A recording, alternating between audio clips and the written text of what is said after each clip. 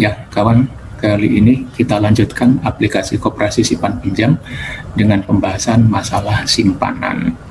Nah, untuk masalah simpanan biasanya pertama kali kita itu melakukan pendaftaran nama anggota, ya. Jadi nama anggota kita daftar, mengenai formnya, formatnya ini tergantung dengan standar dari tempat teman-teman semua, ya.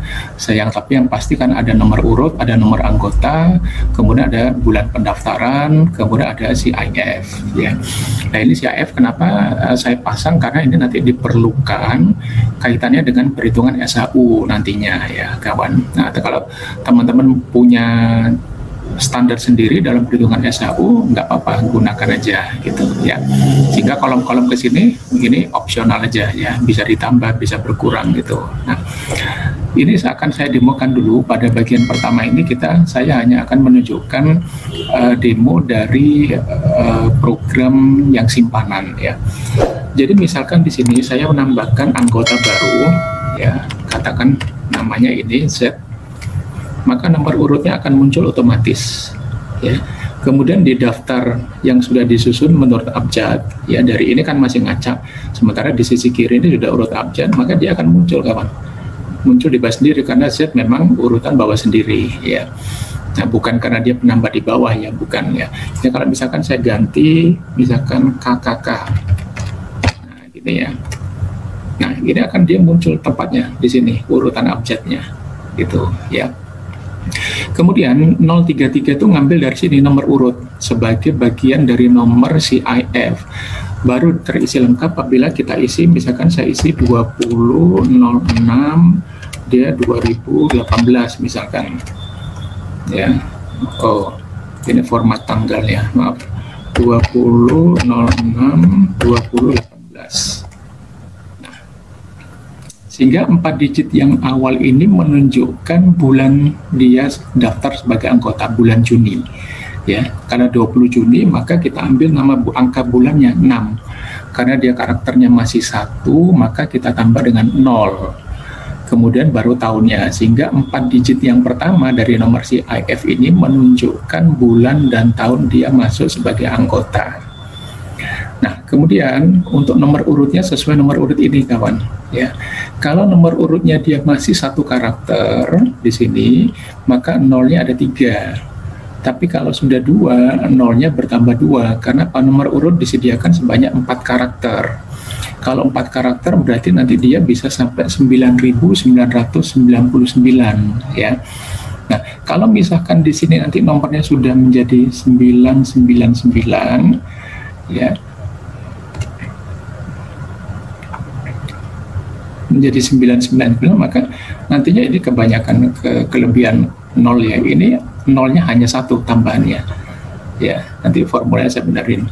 Jadi sepanjang dia masih 2 karakter ditambah 02, kalau sudah 3 karakter ditambah 01 gitu, ya kawan. Itu ini hanya dari demonya dulu. Kemudian setelah kita daftar, biasanya anggota itu diminta melakukan setoran, ya. Setorannya itu saya tunjukkan dulu, ada simpanan pokok, khusus, wajib, macam-macam, ya, tergantung dari tempat teman-teman. Kebetulan di klien saya ada seperti ini. Dan kebijakannya apakah ini bisa diangsur itu tergantung dari standar masing-masing, ya. Kebetulan di sini pembayaran untuk simpanan pokok khusus ini bisa diangsur, kawan. Jadi misalkan saya tunjukkan aja di sini, ya. Ya, nama ini dia belum punya ini, ya, setoran awal, berarti dia adalah anggota baru. Nah, anggota baru ini saya hapus dulu, ya. Di sini disyaratkan simpanan pokoknya adalah 500, simpanan khususnya adalah 4,5. Kalau dia setor katakan 600.000 atau 700.000, misalkan, ya, setor 700.000, maka dia akan diambil dulu prioritasnya untuk simpanan pokok, ya. Kalau memang ketentuannya ini bisa diangsur, ya teman. Tapi kalau di tempat teman-teman tidak bisa diangsur, berarti dia harus setor 500 dan 4,5, jadi 950, ya. Kalau dia setor persis 950, maka langsung diambil 500 untuk pokok dan 450 untuk simpanan khusus. Nah, sementara wajibnya gimana? Begitu dia daftarkan, simpanan wajibnya juga harus dibayar. Nah, di sini coba saya simulasikan 1 juta. Di mana di sini ketentuan wajibnya adalah 25.000 per bulan, teman, ya. Nah, kalau dia bayar 1 juta, berarti diambil pokok dan khusus 950, masih ada sisa 50. Berarti 25 diambil ke simpanan wajib, kemudian sisanya masuk ke sukarela, kawan. Ya. Jadi di sini simpanan sukarela ini sifatnya tidak dapat ditarik. Kenapa? Tujuannya adalah kalau dia ada saldo untuk menambah nilai simpanan wajib. Sepanjang masih ada saldonya, maka pemenuhan simpanan wajib ini akan diambil dari saldo simpanan sukarela. Ya, kawan. Nah, sehingga jenis simpanan di sini, simpanan pokok ini tidak dapat ditarik. Ya, bisa ditambah kalau memang kebijakannya ini bisa diangsur, ya, atau sebagai setoran yang pertama. Nah, jadi simpanan pokok khusus wajib ini adalah simpanan-simpanan yang tidak dapat ditarik kecuali anggota itu mengundurkan diri, kawan, ya. Jadi seperti itu. Simpanan pokok khusus wajib ini tidak dapat ditarik. Kebetulan di tempat klien saya ketentuannya begitu. Ini hanya bisa diambil apabila anggota itu mengundurkan diri. Sementara simpanan sukarela ini hanya bisa disetor, ya, tidak bisa ditarik. Kemudian yang bisa dilakukan mutasi tarikan setoran adalah insidentil. Sementara untuk simpanan yang terakhir manasuka ini semacam deposito, tapi ada minimalnya, kawan, ya. Nah, dengan sifat yang seperti itu, maka pada saat ada transaksi, ya, ada transaksi ini pilihannya cuma sekian, kawan. Nah, ini setoran atau tarikan. Setoran bisanya hanya ke insidentil, tarikan juga insidentil. Setorannya biasanya untuk yang semacam deposito dan juga untuk yang semacam tarikan deposito. Nah, untuk setoran kepada jenis simpanan yang lainnya itu tidak perlu diberikan keterangan setoran atau pokok, nggak perlu. Kenapa? Karena tadi itu akan dialokasikan sendiri oleh sistem. Jadi nggak perlu diberi keterangan ini setoran untuk apa, gitu ya. Begitu dia ini sudah terpenuhi, simpanan pokok khusus wajibnya terpenuhi, kemudian dia melakukan setoran, maka akan ditampung di sukarela semuanya, gitu, kawan, ya. Sehingga transaksi di sini pilihannya hanya kalau tarikan adalah untuk insidentil atau manasuka, untuk setoran adalah insidentil dan manasuka. Di luar itu nggak ada, ya. Demikian pula bila ada nasabah yang anggota yang akan mengundurkan diri sebagai anggota, gitu, ya. Jadi apabila ada transaksi ini teman-teman tinggal milih, sehingga kalau ada nasabah baru anggota yang melakukan setoran, adminnya tinggal pilih sesuai urut abjad siapa ini namanya, gitu, ya. Tanggal berapa di input, kemudian dia transfernya melalui mana, secara tunai ataukah melalui bank. Kebetulan pada saat bahas pinjaman di sini banknya menggunakan satu bank, ya. Nah, sehingga kita pilihannya cuma satu. Tapi kalau di tempat teman-teman nanti ada bank lain, boleh ditambah ini nama pilihannya, gitu, ya. Berarti ini kita input, nilai kita input, tanggal kita input, untuk nama tinggal dipilih, untuk nomor urut tinggal terisi otomatis, ya. Misalkan di sini saya tambah, nah dia muncul otomatis nomor urutnya, ya. Nilainya juga nilai setoran atau tarikan ini, ya. Nah, bila ada yang mengundurkan diri, maka di kolom J ini tinggal disebutkan aja. Nah, jenisnya apa? Oh, dia mundur. Kalau dia mundur, maka otomatis dia nilai yang harus dikembalikan oleh koperasi kepada anggota ini dia akan tertulis muncul. Tentunya ini tidak ada setoran, ya. Kalau ada nasabah yang mundur, tentunya begini aja, teman-teman tinggal tulis nama, tanggal. Nah, untuk ini jangan langsung ditransfer, ditampung dulu, khusus yang ada mengundurkan diri, tampung dulu di titipan lain-lain pilihannya. Jangan kita biarkan apa, bisa jadi ketentuannya, oh dipotong, ya, uang yang mau diambil total simpanan akan dipotong donasi kepada koperasi. Misalkan ada kebijakan seperti itu, makanya di sini ditampung dulu kepada titipan, tidak langsung kita transfer, gitu, ya. Nah, itu teman. Tapi kalau ini tidak mundur, maka ini juga kosong kolom K ini. Nilai yang mundur berapa? nggak ada ya. Katakan saya kembalikan angkanya 950. Nah, karena dia anggota baru gitu ya, ini transfer melalui bank, maka 950 nanti akan muncul di sini. Ini kalau saya tarik formulanya, nah 950 langsung dialokasikan dia. Ini pokok dan khusus. Makanya di sini tidak perlu diberi keterangan setoran apa gitu ya kawan. Nah, ini yang untuk transaksi. Kemudian di bawah saya berikan rekap ya, dari transaksi-transaksi ini, angka ini itu adalah totalnya berapa, yang setoran berapa, yang tarikan berapa ya. Di sini angka yang kolom L ini saya hanya menjumlah, mengabaikan apakah setoran atau tarikan. Yang penting ini angkanya saya jumlah ya. Berarti nanti totalnya adalah 16.650. Ini jumlah dari angka setoran maupun angka yang sifatnya penarikan.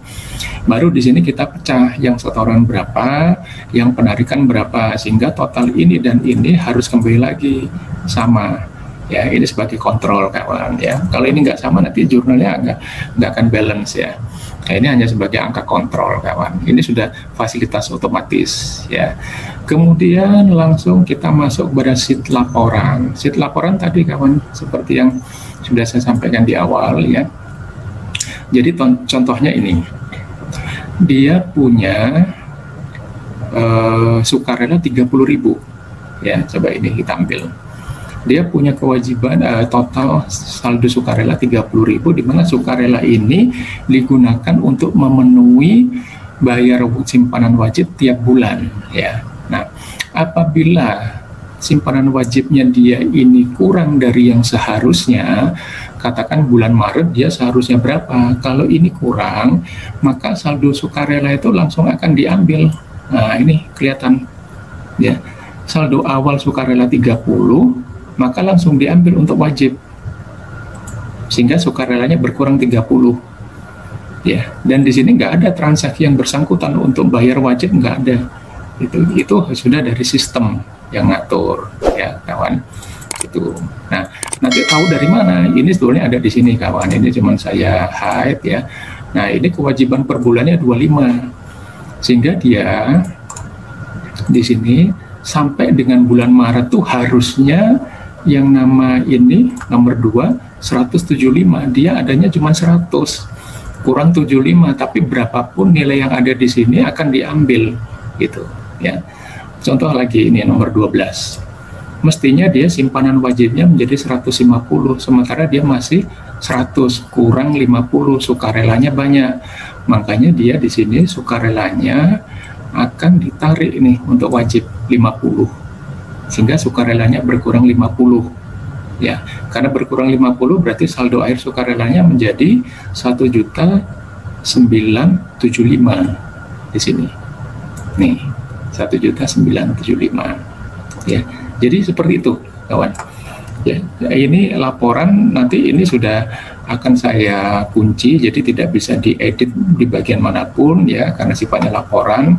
Jadi pada simpanan ini mungkin nanti dalam perjalanan lebih banyak main di sheet transaksi, yaitu apakah ada setoran ataukah ada anggota yang mundur gitu ya, ada yang mau narik simpanan insidentilnya atau menarik simpanan manasukanya gitu ya. Ini hanya di sini. Sementara untuk anggota adalah tadi untuk mendaftar bila ada anggota baru ya. Nah, nanti kalau ada anggota yang mengundurkan diri, tergantung kebijakannya, apakah kalau dia mengundurkan diri dalam dalam tahun berjalan di bulan apapun ya, itu masih diperhitungkan SHU-nya secara proporsional sampai berapa bulan gitu ya. Tapi kalau tidak, karena SHU hanya dibayarkan kepada mereka yang terdaftar sampai dengan akhir tahun, misalkan kebijakannya seperti itu, maka untuk mengundurkan diri tadi bisa dihapus dari sini ya, dihapus tentunya. Kalau di tengah-tengah ya kita delete kawan ya, delete ini, nanti ininya kita copy lagi ke bawah gitu ya. Nah, itu ini untuk laporan simpanan. Jadi simpanan pokok khusus wajib tidak perlu ditransaksikan, dia akan diatur sendiri nilainya oleh sistem kalau ada anggota baru.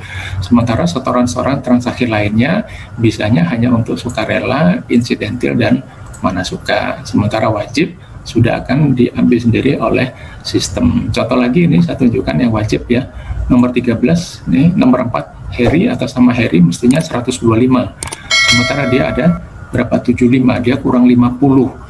Sukarelanya jumlahnya banyak, maka sukarelanya ini nanti diambil untuk wajib 75. Ya, wajib bertambah 75, sukarelanya nanti juga berkurang. Nah, tapi karena di sini dia keterangannya mundur, nama Heri, jadi kalau ada anggota yang mundur, maka ini terisi otomatis, simpanan pokok berkurang. Simpanan ini juga berkurang, itu otomatis, kawan. Ya, coba saya ambil dari sini nama Heri ini ya, ini saya batalkan, tidak mundur. Maka nomor 4 atas nama Heri tidak ada mutasi di sini, tidak berkurang karena dia tidak mundur. Ini juga nggak ada keterangan mundur. Tapi kalau di sini dia akan mundur, angkanya otomatis muncul dan di laporan dia otomatis dia pokoknya akan berkurang, semua jenis simpanannya akan berkurang. Ya, sehingga saldo akhirnya dia 0. Nah, gini nampaknya. Dan semua angka itu ditampung dulu di titipan lain-lain, tapi tergantung kebijakan dari tempat teman-teman gitu ya. Nah, nanti juga bagian terakhir dari simpanan ini akan saya bahas masalah perhitungan SHU. Cuma di sini belum saya tampakkan dulu ya. Oke, ini dulu preview dari sistem simpanan yang saya buat. Mudah-mudahan bisa membantu kepada teman-teman yang masih belum menggunakan sistem ya. Oke, selamat dicoba nantinya. Jadi ikuti tutorial saya mulai bagian kedua sampai selesai kawan ya. Oke, terima kasih.